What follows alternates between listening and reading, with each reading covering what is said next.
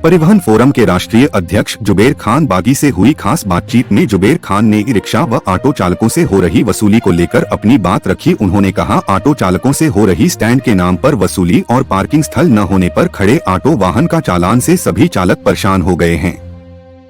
हम उनकी आवाज को बराबर उठाते रहते हैं। आज तक सरकार की तरफ से कोई भी काम पूरा नहीं किया गया। आगे उन्होंने क्या कुछ कहा, देखिए यह रिपोर्ट वाराणसी से शमीम हसन की रिपोर्ट। इस समय आज मैं बैठा हूँ बागी, इनका नाम है बागी, जुबैर खान बागी, जो कि ये ऑटो चालकों के लिए और जितने भी चालक बंधु हैं उनके लिए ये पूरा बाग का ही काम करते हैं। इसलिए आज मैं इनके पास बैठा हूँ और आज इनसे एक छोटी सी मुलाकात आप लोगों से कराना चाहता हूँ। तो जुबैर खान बागी जी से मेरा पहला सवाल है कि सर, आप आज जो ये लड़ाई लड़ रहे हैं ऑटो चालकों के लिए, तो पहली बात ये आप के मन में सोच इनके लिए कहाँ से आई और आपने इनके लिए क्या सोचा, इसके बारे में पहले बताएं। पहले मैं आपको बता देना चाहता हूँ कि मैं खुद एक चालक रहा। 25 साल इसी ऑटो को चलाकर अपने परिवार को पाला पोसा, बच्चों को पढ़ाया लिखाया, और आज बच्चे अपने अपने पैरों पे खड़े हैं। वो ये ऑटो की ही देन है, जिसकी वजह से आज हम अपने बच्चों की परवरिश, अपने परिवार को मैं चलाया। तो बागी साहब, आप एक और बात बताते चलिए कि आज ये जो ऑटो चालकों के लिए आप लड़ाई लड़ रहे हैं, तो क्या इसमें और लोगों का भी सहयोग है, और वो कौन कौन लोग हैं जो आपका सहयोग कर रहे हैं? उनके सहयोग तो भाई अकेले कोई लड़ाई लड़ी नहीं जाती है, और सहयोग में लोग मिलते गए, सहयोग देते गए। लेकिन जो लोगों ने सहयोग किया, कुछ लोग सहयोग होने के बाद जब उनका नाम चला, थोड़ा सा उनकी पकड़ हुई, तो वो अपनी व्यवस्था बनाकर उस सहयोग को फिर नकार दिया और वो अपने लिए काम करना शुरू किए और चालकों की बात करना बंद कर दिए। तो जो लोग ऐसा काम किए उनको मैं छोड़ता गया। मैं कभी हिम्मत नहीं आ रहा और प्रयास हमेशा करता रहा, और इस कड़ी में अच्छे लोग भी मिले मुझे जो आज तक साथ हैं, और इस लड़ाई में आज भी लड़ रहे हैं मेरे साथ।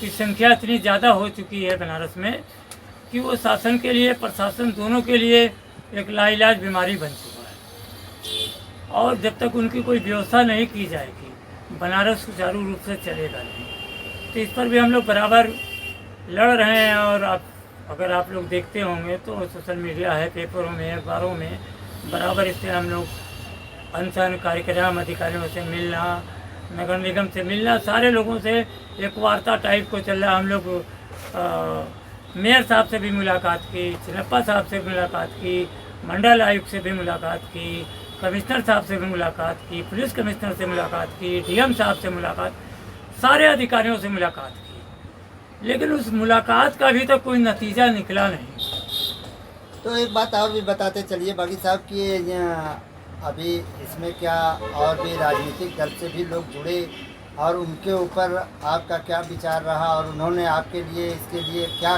सुझाव दिया? देखिए, अभी जब चुनाव का समय था तो हम लोग 13 मई को एक अमरण अनशन का ऐलान किया। उस ऐलान के बाद बनारस के जितने अधिकारी थे बुला के मीटिंगें करके सारी चीज़ें, यहाँ तक कि नगर आयुक्त ने लिख कर दिया चिनप्पा साहब के सामने, जो कानून और यातायात अपर कमिश्नर साहब हैं, कि मैं एक चुनाव के बाद मैं 1 महीने के बाद आपकी व्यवस्था सही कर दूँगा। लेकिन चुनाव के बाद दूसरा महीना बीत गया, तीसरा महीना चालू हो गया, लेकिन सिर्फ कागज़ों पर, ज़मीन पर जो 20 साल पहले था वो आज भी है।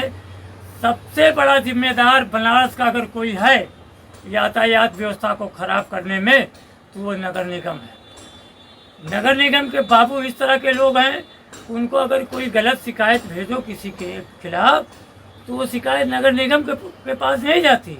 वो शिकायत जिसने ये काम किया उसके पास पहुंच जाती है। इस तरह का नगर निगम में वहाँ के जो तो इसमें क्या आपका साथ ऑटो के लोग भी दे रहे हैं? बिल्कुल बिल्कुल, ऑटो चालक, ई रिक्शा चालक बराबर हमारे साथ खड़े हैं। साथ खड़े हैं इसीलिए प्रशासन हम लोगों से बात कर रहा है, कुछ बातों को मान भी रहा है। जैसे अभी आपने देखा होगा कि स्टैंडों पे बोर्ड लगे, भले वहाँ कब्जा किसी का हो, लेकिन कम से कम ऑटो स्टैंड का बोर्ड लगा। वो लड़ाई हम ही लग रहे थे कि बोर्ड लगवाइए, बैरिकेटिंग कराइए, पानी की व्यवस्था करिए। तो एक व्यवस्था तो हुई, बोर्ड लगा, मतलब स्टैंड कहाँ पे ये तो मालूम हो गया बनारस में लोगों को, लेकिन वो स्टैंड कहीं ठेले वाले के कब्जे में है, कहीं दुकानदारों के कब्जे में है, कहीं प्रशासन स्वयं कब्जा किए हुए है। तो ये बनारस की व्यवस्था सही करने में कोई ज़्यादा समय नहीं लगेगा।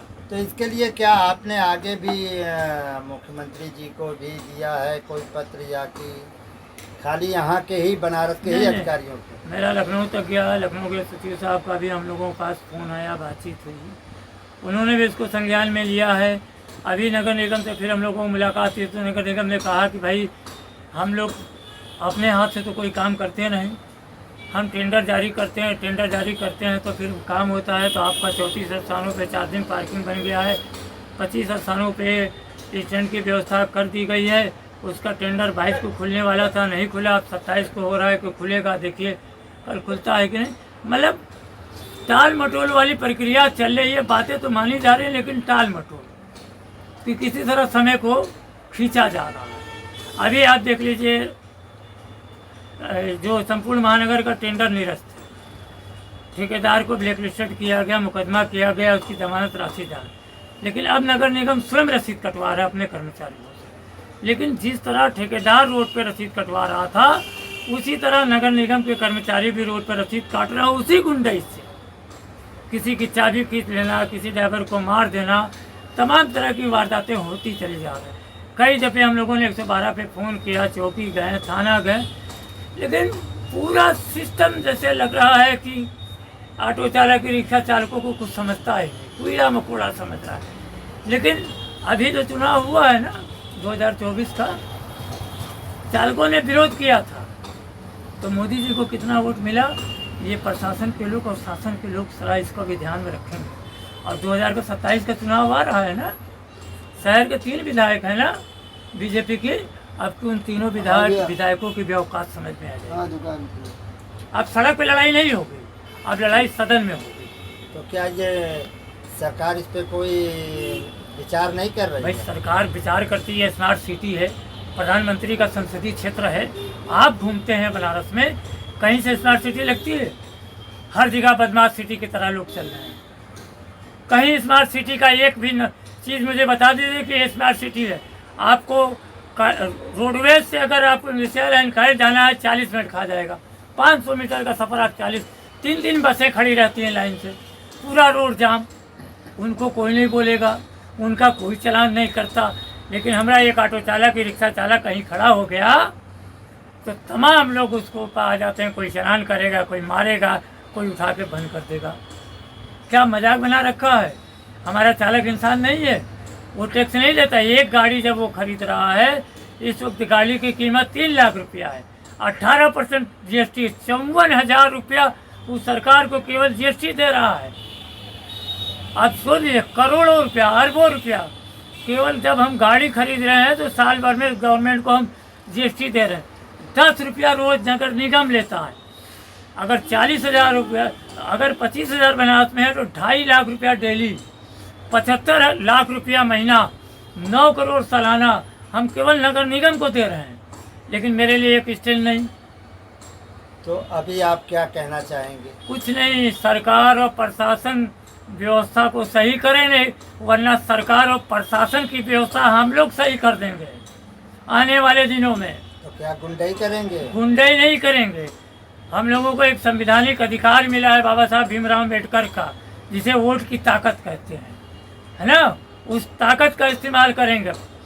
करोड़ों की संख्या में हमारे देश में चालक हैं, और जिस दिन चालक खड़ा हुआ ना, उस दिन सरकार बदल भी देगा और सरकार बना भी देगा।